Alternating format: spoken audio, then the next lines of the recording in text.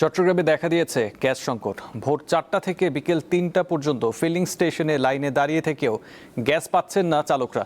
এই সমস্যার সমাধান কবে নাগাদ হবে তার সঠিক কোনো তথ্য নেই সংশ্লিষ্টদের কাছে। চট্টগ্রামের বিভিন্ন ফিলিং স্টেশনে গ্যাসের সংকট চরম আকার ধারণ করেছে।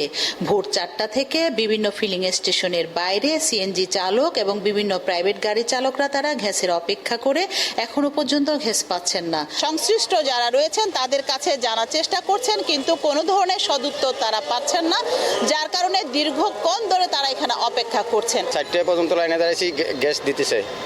7:30 বাজে গ্যাস অফ হয়ে গেছে, গ্যাস আর পাই নাই।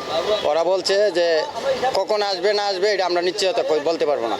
সকাল থেকে 4:30 আসছিলাম, এইটুকু আসছি, বলছে গ্যাস নেই।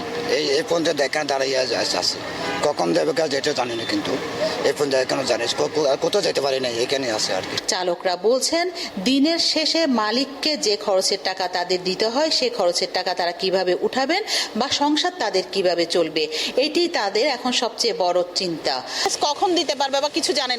এটা আমি 4টা বাজে আসছি আর মানে লাগাম ইসফানি মুহূর্ত মানে আস্তে আস্তে দূর আইছি, আইয়া মানে নজর লাগাইছে, এদূরতেই তারা বন্ধ করে দিছে। মালিকের আমরা কি চপ দিব? 5টা বাজে, 5টাতে এখন বাজে দিনের 1টা। এখন কি গ্যাস পাবো না ও তো তারা শিওর দিতেছে না। এখন তো মালিক তো একটাও ছাড় দেয় না, এটা তো আমাদের দেওয়ার ব্যাপারে কেউ নাই। ড্রাইভার এই যে সিরিয়ালে গাড়িছি 300 টাকা খরচ, গ্যাস লইতে লাগবো 300 টাকা, 600 টাকা, মালিকের আছে 1050 টাকা। তো এই টাকাটা আমরা কই পাবো? সংশ্লিষ্টরা বলছেন কর্ণফুলী গ্যাস ডিস্ট্রিবিউশন থেকে এখনো পর্যন্ত তাদেরকে সঠিক কোনো তথ্য দিতে পারছেন না। সবগুলো ফিলিং স্টেশনে এভাবেই হাহাকার চালকদের। সিএনজি চালক, প্রাইভেট গাড়ির চালক সকলে বলছেন আসলে কবে নাগাদ এই সমস্যার সমাধান হবে বা কতক্ষণে তারা গ্যাস পাবেন, এই তথ্যটি যদি সংশ্লিষ্টরা তাদেরকে দিতে পারতেন তাহলে তারা পরবর্তী কোনো বিকল্প রাস্তা তারা বেছে নিতেন। এই যে সঠিক তথ্যটা এখনো পর্যন্ত কেউ জানতে পারছেন না, সেটির জন্যই আক্ষেপ জানাচ্ছেন সাধারণ যারা এখানকার গাড়ি চালক রয়েছেন।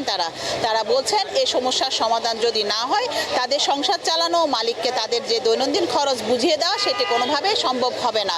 এই সমস্যা থেকে উত্তরণের একটি সঠিক পন্থা তারা খুঁজে বের করার জন্য সংশ্লিষ্টদেরকে আহ্বান জানিয়েছেন। রুনা আনসারি, দীপ্ত সংবাদ, চট্টগ্রাম।